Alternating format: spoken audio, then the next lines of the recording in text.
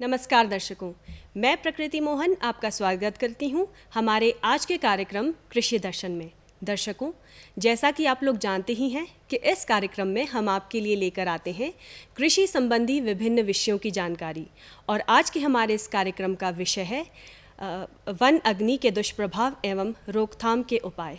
और इस विषय में जानकारी देने के लिए हमारे साथ हमारे स्टूडियो में उपस्थित हैं श्री सरोज भाई पटेल, जो कि डेप्यूटी कंजर्वेटर ऑफ फॉरेस्ट हैं। तो सरोज भाई पटेल जी, आपका बहुत बहुत स्वागत है हमारे स्टूडियो में। धन्यवाद। सर, सबसे पहले तो हम आपसे यही जानना चाहेंगे कि जो हमारे वन हैं और कृषि है वो आपस में किस तरह से जुड़े हुए हैं। बहुत ही अहम सवाल आपने ये पूछा है जी। जैसा कि आप जानते हैं, हिमाचल के परिवेश में अगर हम बात करें तो हिमाचल में ज़्यादातर जो हमारे गांव हैं जी। और वनों के साथ साथ लगते हुए बसे हुए हैं। जी। हमारे ज़्यादातर लोग जो हैं वनों पे यहाँ काफ़ी लंबे समय से आश्रित हैं। जी। हिमाचल प्रदेश अगर वैसा देखा जाए तो बड़ी प्रकृति की बड़ी इस पे कृपा बनी हुई है जी। और वनों के लिए काफ़ी जाना जाता है। जी। लोग भी हमारे जो हैं वनों पे काफ़ी रोज़मर्रा ज़िंदगी के लिए आश्रित हैं। जी। अगर एग्रीकल्चर की बात करते हैं तो एग्रीकल्चर है, चाहे हॉर्टिकल्चर की अगर हम बात करें तो वो भी मौसम पे काफ़ी डिपेंड करता है। जी। जी। और मौसम जो है वनों से काफ़ी प्रभावित होता है। जी। ये हर किसी को पता ज्ञात ही है। जी। जी। तो जब अगर हम यहाँ पर्टिकुलरली अगर किसी चीज़ की अगर हम बात करें तो जैसे लोग हैं यहाँ पे, वो क्या होता है रोज़मर्रा की ज़रूरतों के लिए जैसे वन में जाते हैं, चाहे वो लकड़ी हो, चाहे वो चारा पत्ती हो, जो भेड़ बकरियों के लिए, अपने भेड़ बकरियों को भी वो यहाँ गद्दियों को अगर देखेंगे तो वनों के जंगलों में ही उनको चराने के लिए ले जाते हैं। तो इस तरह से प्लस जैसे जंगल जो है, आपको पता है जंगल और पानी भी एक तरह से जुड़ा हुआ है। जी। अगर जंगलों की स्थिति अच्छी रहेगी तो पानी जो है, क्योंकि जंगल जो है पानी को कंजर्व करता है। जी। जी। ज़मीन में पानी जाता है और वही पानी फिर जाके खेतों को भी लगता है। जी। जी। तो वनों से जो एग्रीकल्चर है या हॉर्टिकल्चर, जैसे सेब की खेती अगर आप कहें, ऊपर हिमाचल के इलाकों में अगर सेब की खेती करें तो वो बर्फ़ और ठंड पे काफ़ी निर्भर करती है। जी, बिल्कुल। तो हम कह सकते हैं कि जी जो वन हैं, हमारे जो वन हैं वो उससे जो है बड़ा इम्पैक्ट पड़ता है हमारे एग्रीकल्चर पे। जी। अगर हम इन वनों को संजो कर नहीं रखेंगे, अगर उनको आग से जलाएंगे या उसमें ज़्यादा से ज़्यादा आग लगेगी तो उससे क्या होता है, वनों की जो क्वालिटी होती है वो ख़राब होती है, स्तर गिरता चला जाता है। और उससे क्या होता है कि फिर जो है वहाँ पे जो जंगली जानवर हैं, जो रहने वाले हैं, उनको जो है उनको खाने वगैरह के लिए कुछ भी नहीं मिलती, घास वगैरह भी ख़त्म हो जाती है। आग जलने के बाद आप देखेंगे जंगलों की स्थिति अगर तो बड़ी भयावह हो जाती है।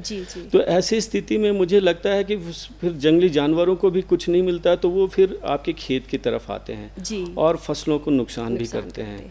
तो फिर हमारे जो है फसल नुकसान होते हैं और उससे जो है हमारे जो किसान भाई लोग हैं उनको काफ़ी नुकसान सहना पड़ता है। जी, ना सिर्फ फसलों को सर, बल्कि हम कहेंगे कि मवेशियों तक का नुकसान जो है हमारे किसान भाई बहनों को झेलना पड़ता है। बिल्कुल, मवेशियों के लिए चारा पत्ती जो भी, जैसे मैं कह रहा था, वो सारा का सारा चारा पत्ती तो यहीं से इकट्ठा करते हैं।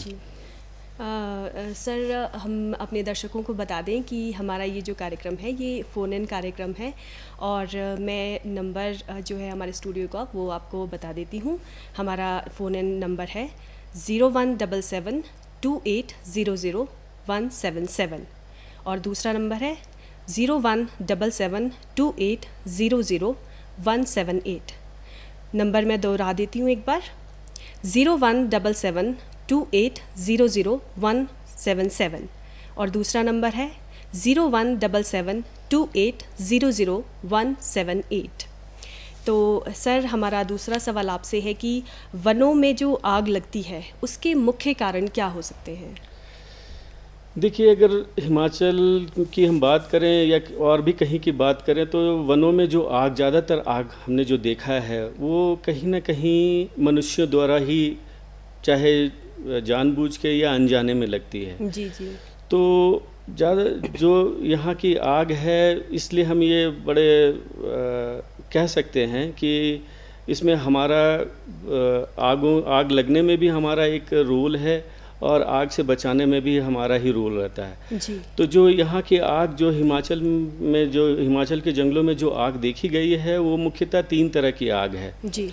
एक तो जिसकी हम कहते हैं सतह पे लगती है, जिसको हम ग्राउंड फायर कहते हैं जी। जो कि सतह पे लगती है और वो घास फूस को, जो भी घास पड़ी रहती है, खरपतवार होते हैं जंगलों में, उसको जलाती है। तो इससे बहुत ज़्यादा तो नुकसान जंगलों को नहीं होता है जी। लेकिन इसके अलावा अगर आप देखेंगे तो जैसे निचले हिमाचल के नीचे वाले इलाके या ऊपर वाले इलाके में एक क्राउन फायर लगती है। ये क्राउन फायर बड़ा डेंजरस होता है, इससे बहुत ज़्यादा नुकसान होती है क्योंकि ये ज़मीन पे सतह पे जो चीज़ें हैं उसका तो नुकसान करती है, प्लस ये आग इतने ज़्यादा भयावह हो जाती है, चाहे वो हवा के कारण या जो भी है, तो क्राउन तक, पेड़ की ऊंचाई तक पहुंच जाती है जी। तो उससे क्राउन को भी डैमेज करती है और इससे पेड़ काफ़ी सूखते हैं, तो इससे जंगलों की हालत ख़राब होती है। और इस तरह के जो फायर आग की घटनाएं होती हैं इसमें जंगली जानवर भी काफ़ी उनका क्षतिग्रस्त होते हैं, कुछ जानवर, छोटे जानवर तो मर ही जाते होंगे। बिल्कुल, आप जैसे देखते हैं कि छोटे छोटे जानवर या हमारे पक्षी हैं, ये सब ज़्यादातर जो घोंसले हैं जो ये झाड़ियों वगैरह में ही बनाते हैं जी, तो वो सारे के सारे जल जाने के कारण काफ़ी जीव जंतुओं का भी नुकसान होता है जी। और तीसरे तरफ का जो फायर है, जो कि हम जिसको कहते हैं अंडरग्राउंड फायर, जो सतह के नीचे चलती है, और ये ज़्यादातर जो है हमारे ऊंचे वाले एरिया में, जो हिमाचल के ऊंचे वाले एरिया हैं वहाँ देखा जाता है, वहाँ पे पाया जाता है जी। इसमें क्या होता है कि ऊंचे वाले एरिया में जो पेड़ पत्तियाँ से जो सूखे पत्ते जो ज़मीन पे गिरते हैं वो सड़ नहीं पाते और वो लेयर बाय लेयर जो है इकट्ठा होते रहते हैं, जिसके कारण जो है काफ़ी ह्यूमस इकट्ठा हो जाता है जंगलों में। जी जी। तो वो जब इकट्ठा हो जाता है तो उसमें अगर गलती से आग लग जाती है तो क्या होता है, वो अंदर ही अंदर सुलगती हुई चली जाती है और वो काफ़ी ज़्यादा इससे हमारा जो आग मतलब जो जंगलों का जो उर्वरक शक्ति है वो ख़त्म हो जाता है, क्योंकि ह्यूमस से जो है आपको पता ही है उससे जंगलों की उर्वरक शक्ति बनती है और जो सूक्ष्म जीव जंतु जो पाए जाते हैं वो सब उनका बड़ा नुकसान होता है। जी जी। अब प्रदेश में वनों को आग लगने से बचाना क्यों ज़रूरी है सर? जैसे मैंने पहले भी कहा कि हमने इनको देखा ही है कि वन जो है कृषि से जुड़े हुए हैं और वनों से हमारी यहाँ के लोगों की ज़िंदगी, रोज़मर्रा की ज़रूरतें जो हैं वो भी उनसे जुड़ी हुई है। तो लोग यहाँ काफ़ी वनों पे निर्भर हैं। प्रकृति, मौसम और जो सौंदर्यकरण है वो सब वनों की वजह से ही है। तो यहाँ आप अगर हिमाचल की बात करें तो यहाँ का जो भौगोलिक एरिया क्षेत्रफल है उसका करीब 66% जो है वो वनों के अंदर आता है जी। तो इसलिए यहाँ जो भी मौसम, प्रकृति है, हर चीज़ जो है वनों पे डिपेंड करता है।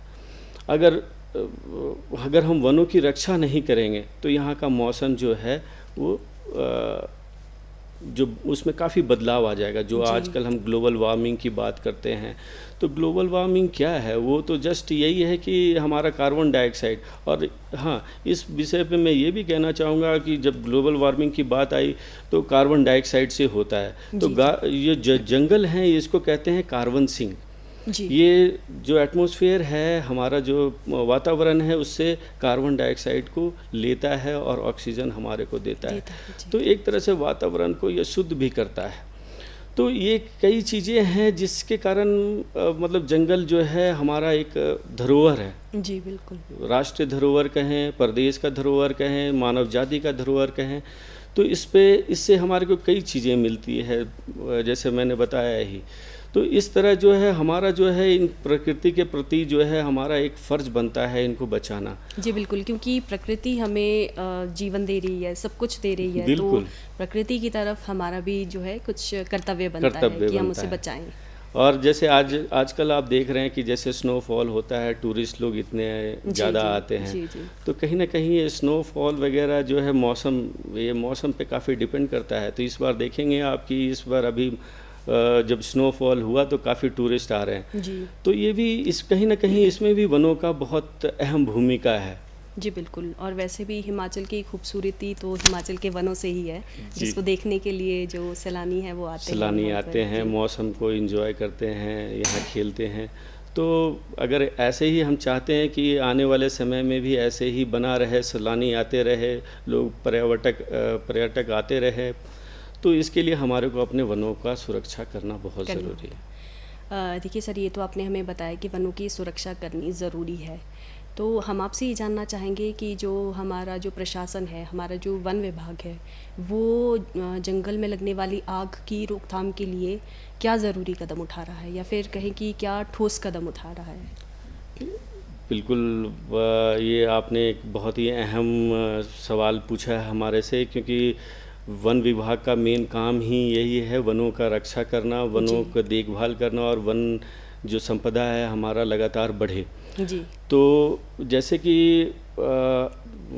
हम यहाँ फायर्स की दृष्टि से अगर हम बात करें, वनों की आग की अगर हम बात करें, तो यहाँ जो गर्मियों का मौसम जो है वो बहुत ही अहम हो जाता है। हमारा फायर सीज़न, हमने मतलब अग्नि प्रबंधन के लिए जो है वनों को मतलब यहाँ पे जो एक फायर सीज़न का हमने एक कैलेंडर जैसा बना कर रखा है। तो हमारा जो फायर सीज़न शुरू होता है वो अप्रैल माह से चल के जुलाई तक चलता है। जी। तो हम इस दौरान तो जो है हमारे जो जंगल हैं वो काफ़ी ज़्यादा संवेदनशील हो जाते हैं आग के कारण, क्योंकि इस दौरान गर्मी काफ़ी बढ़ जाती है।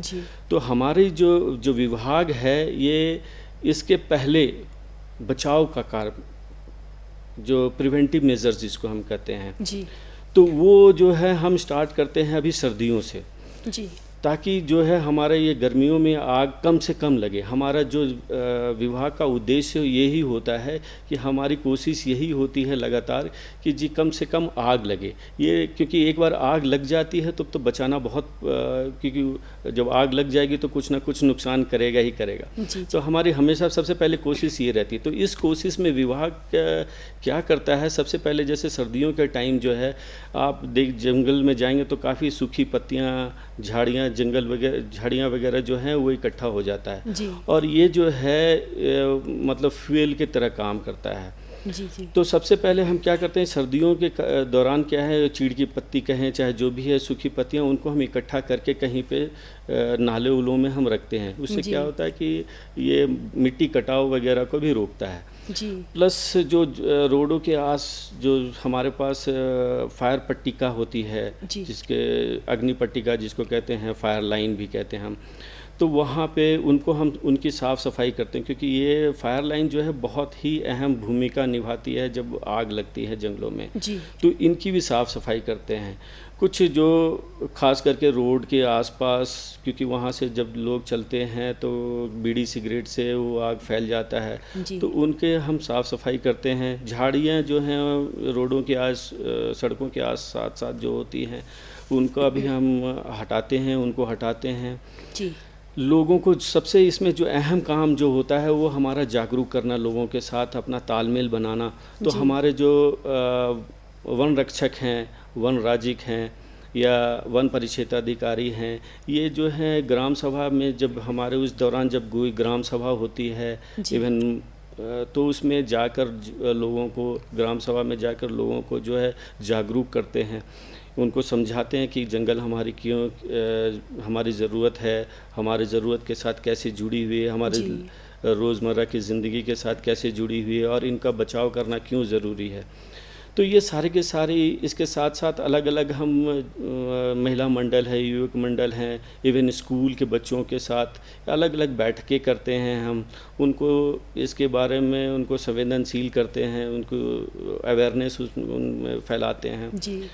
ये इसके साथ साथ फिर हम जब फायर सीज़न, जब हमारा ये तो हुआ, जब हम जो काम हम आजकल करते हैं उसके बाद जब फायर सीज़न जब हमारा अप्रैल का महीना शुरू हो जाता है, यहाँ पे ज़्यादातर देखा गया है मार्च अप्रैल से आग लगना शुरू होता है। तो उससे पहले हम कई जगह पे जहाँ पे ज़्यादातर लोग आते जाते हैं, पब्लिक प्लेस है, वहाँ पे हम कुछ पैम्पलेट वगैरह भी लगाते हैं जिसमें कैसे करना है, क्या नहीं करना है, और अगर आग लग गया तो किसको सूचित करना है।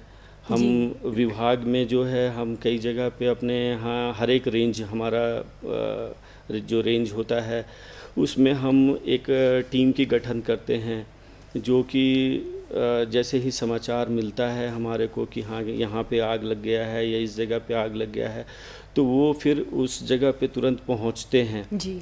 तो इसके लिए हम अपना मतलब उसको एक कहते हैं फायर स्टेशन या वहाँ बनाते हैं। वहाँ उसमें जो लोग रहते हैं उनके संपर्क के लिए जो फ़ोन नंबर्स वगैरह हैं उनको हम डिस्प्ले करते हैं जी जी। जब फायर सीज़न के दौरान क्या होता है, इस समय ये सारा की सारी एक्टिविटी हमने प्रिवेंटिव मेज़र के तौर पे किया। अब जब हम गर्मियों में जब आग लगती हैं जी, तो उस दौरान हम अपनी टीमों को तैनात रखते हैं। हम अपने वन रक्षक वगैरह जो हैं ये लगातार हमारे अपने अपने बीटों में जो हैं गश्त करते रहते हैं जी। और कुछ हम फायर वॉचर्स भी लगाते हैं जो कि घूम घूम कर ये जो पत्तियां वगैरह हैं रास्तों के साथ साथ वो हटाते हैं जी जी। और लोगों के साथ संपर्क करते हैं। फिर अगर कहीं आग लग गया तो हम लोगों हमारे पास उनकी सूची भी होती है वहाँ महिला मंडल वगैरह, तो उनसे हम बातचीत करते हैं, उनको हम बुलाते हैं जी। और उनका फिर उनके सहायता से आग को हम हटाते हैं जी, बुझाते हैं। सर कई बार ऐसा देखा गया है कि जैसे लोग हैं, कुछ जंगली सब्जियां होती है जिसको लेने जाते हैं, कई बार सर्दियों में भी जाते हैं, तो वो लोग क्या करते हैं कि वही सूखे पत्ते या फिर जंगल में कुछ जो ज्वलनशील जो भी चीज़ें होती हैं उनको जलाते हैं, फिर आग सेकते हैं, और कई बार ध्यान नहीं रखते हैं कि उस आग को बुझाया जाए। तो जैसे ये लोग जानबूझ के अगर कुछ करते हैं या जानबूझ के कोई आग लगा रहा है जंगलों में खासकर, तो क्या उनके साथ कोई सख्ती की जाती है या कोई उन्हें दंड दिया जाता है? कोई ऐसा प्रावधान है क्या? बिल्कुल। पहले तो हमारी कोशिश, विभाग की कोशिश यही रहती है कि जी हमारे को इस तरह के कदम ना उठाने पड़े जी। तो लोगों को हम इसके लिए पहले ही उनको जानकारी देते हैं। पर आप जैसे आपने कहा कि कुछ शरारती तत्व, हमारा समाज है, समाज में हर तरह के लोग होते हैं जी, कुछ शरारती तत्व भी होते हैं जी, क्योंकि तो वो ये सोचते हैं ना कि जंगल में कौन देख रहा है हमें, हम जो मर्जी करे। तो ऐसा नहीं है। मैं लोगों को ये कहना चाहूँगा कि जंगल भी उन्हीं का है, और हम अगर पहले तो हम समझाने की कोशिश करते हैं, अगर नहीं समझते हैं तो हमारे लॉज वगैरह में जो है उसमें प्रावधान हैं जी, कि अगर कहीं पे आग लगता है तो हम जनरली अगर उसको पहले तो हम पूछताछ करते हैं और रोकथाम में लोग आते हैं। अगर नहीं लोग सहयोग करें तो उनके अगेंस्ट उनके जो राइट्स हैं, जैसे कि टीडी के राइट हैं और जंगलों में घास चराने के राइट हैं, तो ये सब जो हैं इन पे रोक लगाया जा सकता है जी। उनको जो जंगलों से जो सुविधा मिल रही है उनको उस पर 5 साल 10 साल के लिए हम रोक लगा सकते हैं जी। इसके साथ साथ FIR करवाने के भी प्रोविज़न्स हैं जी। अगर जंगलों में ज़्यादा ही इस तरह की घटनाएं बढ़ जाती है तो हमारा विभाग भी जो है मजबूर हो जाता है, क्योंकि हमें कंट्रोल करना ही होता है जी। तो अब कंट्रोल करने के लिए कुछ अगर इस तरह के शरारती तत्व अगर नहीं समझते हैं तो हम फिर FIR भी करवाते हैं उसमें जी, जी। तो इस तरह की ज़रूरत ना पड़े तो अच्छी बात है लेकिन अगर प्रावधान है जी इस चीज़ सर, अब हम आपसे ये जानना चाहेंगे कि अग्निशमन जब वन में आग लग जाए तो उस आग को बुझाते समय किन किन सावधानियों का ध्यान रखना चाहिए या फिर क्या क्या सावधानियाँ बरतनी चाहिए? जो वन की अग्नि है, मैं इसमें कहूँगा कि वन की अग्नि जो है बहुत ही भयावह होती है जी। आप जब हम इसको दूर से देखते हैं तो हमें बड़ा आसान लगता है कि नहीं ये ऐसा क्यों नहीं कर रहे, वैसा नहीं कर रहे, पर जब एक बार आप आग को बुझाने जाएंगे और जंगलों में जहाँ की हर तरफ घास पत्ती और खरपतवार और पौधे हैं वो होते हैं, आग बढ़ती जाती है, हवा खुला एरिया होता है, हवा तेज़ चलती है तो ऐसे टाइम पे जब भी हम आग बुझाने जाएं, चाहे इसमें ज़्यादातर लोग तो लोकल लोग ही हमारे को सहयोग करते हैं, पर मैं उनसे ये कहना चाहूँगा कि जब भी इस तरह के आग में आप आग बुझाने के लिए जाएं तो सबसे पहले अपना ध्यान खुद रखना होता है, क्योंकि ये कब ज़्यादा बढ़ जाए, कब फैल जाए, तो वहाँ से भागने का, वहाँ से निकलने का रास्ता कहाँ हो, उसका ध्यान रखना पहले सबसे ज़रूरी होता है। दूसरा कि जब आप आग बुझाने जाते हैं तो कई बार वहाँ बहुत ज़्यादा घुटन होती है जी, क्योंकि आग है तो आग के साथ धुआं बहुत होता है। तो धुआं बहुत होने के कारण घुटन होता है और कई बार लोग जो हैं वहाँ पे बेहोश हो जाते हैं, मूर्छित हो जाते हैं जी। तो जब भी आप जाएं अगर आग बुझाने में, तो सबसे पहले अपना ध्यान रखें कि जी आप वहाँ उस एरिया में ना खड़ा हो, उस जगह पे ना जाएं जहाँ पे ज़्यादा धुआं और इस तरह की आग की लपटें हैं, तो उनसे दूर रखें। जी जी। तीसरा चीज़ है कि आप पानी, शरीर में जो है गर्मी वहाँ बहुत ज़्यादा होने के कारण क्या होता है, शरीर में पानी की कमी होने लगती है, तो उससे डिहाइड्रेशन हो सकता है जी। तो अपने आप को हाइड्रेट करते रहना चाहिए और लगातार जो है, इसलिए अपने पास अपने पीठ पे एक बोतल, जो भी बैग हो या जो भी कुछ आप लेके जा रहे हो उसमें 1 बोतल या 2 बोतल पानी की ज़रूर रखें जी। क्योंकि वो समय समय पे अगर आप पानी पीते रहेंगे तो आप ठीक रहेंगे, अदरवाइज़ जो है वहाँ पे बहुत तरह की इंजरी हो सकती है, डिहाइड्रेशन से हो सकती है, जलने से हो सकती है। और दूसरा है कि जब आग बुझाने जाएं, जो सबसे इम्पॉर्टेंट चीज़ है वो अपने कपड़ों का विशेष ध्यान रखें जी। खास करके उस तरह के कपड़े ना पहन के जाएं जो सिंथेटिक, जो कि क्योंकि ये कपड़े जो हैं आग बहुत तेज़ी से पकड़ते हैं और इससे जो है इंजरी के ज़्यादा चांसेस हैं। तो कपड़े ज़्यादातर वो सूती के हों और इस तरह के हों जिसमें आग ना फैले जी। तो इन कई चीज़ें हैं, इन चीज़ों का ध्यान रखना चाहिए। खासकर पहाड़ियों में एक चीज़ और मैं कहूँगा, जैसे ऊंची ऊंची पहाड़ियाँ होती हैं जी। तो जब वहाँ आग लगती है तो वहाँ पत्थर भी लुढ़कते हैं, लुढ़क कर आते हैं। तो अगर कहीं इस तरह के एरिया में आप जा रहे हैं जहाँ पे काफ़ी ऊंची पहाड़ी जैसी है और आग लगातार ऊपर की तरफ जा रहे हैं, तो आप अपना इस ध्यान रखें कि जी हाँ ऊपर से पत्थर भी आ सकता है, तो अपने आप को सेफ रखें जी जी। तो ये कुछ चीज़ें हैं जो कि मुझे लगता है कि जी ध्यान रखना चाहिए जी। क्या आप हमारे दर्शकों को कोई संदेश देना चाहेंगे?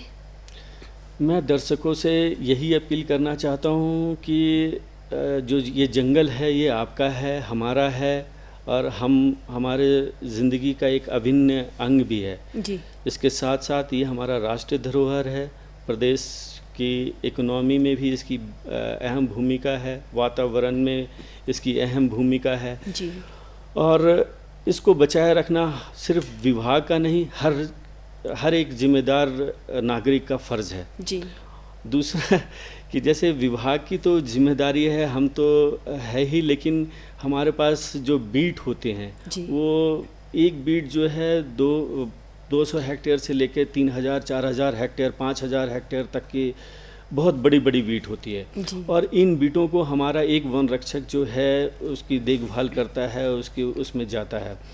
तो हमारे पास बहुत ज़्यादा मैन पावर नहीं होने के कारण इस तरह की जब जंगलों में आग लगती है तो हम अकेले इसको कंट्रोल नहीं कर सकते, इसके बचाव नहीं कर सकते। तो मैं लोगों से ये अपील करूँगा कि ज़्यादा से ज़्यादा जो है हमारे विभाग को सहयोग दें, हमारा सहयोग दें। और मैं तो ये कहूँगा कि आग लगने के बाद बुझाने से अच्छा है कि पहले उसकी रोकथाम करें। तो सरोज भाई पटेल जी, आप हमारे स्टूडियो में आए और एक बहुत ही बेहतरीन जानकारी आपने हमारे दर्शकों को दी। आपका हमारे स्टूडियो में आने के लिए बहुत बहुत धन्यवाद। तो दर्शकों, हम उम्मीद करते हैं कि आज का हमारा ये कार्यक्रम आपको ज़रूर पसंद आया होगा। अगले हफ्ते एक नए विषय के साथ आपसे दोबारा से मिलते हैं, तब तक के लिए आज्ञा दीजिए। नमस्कार।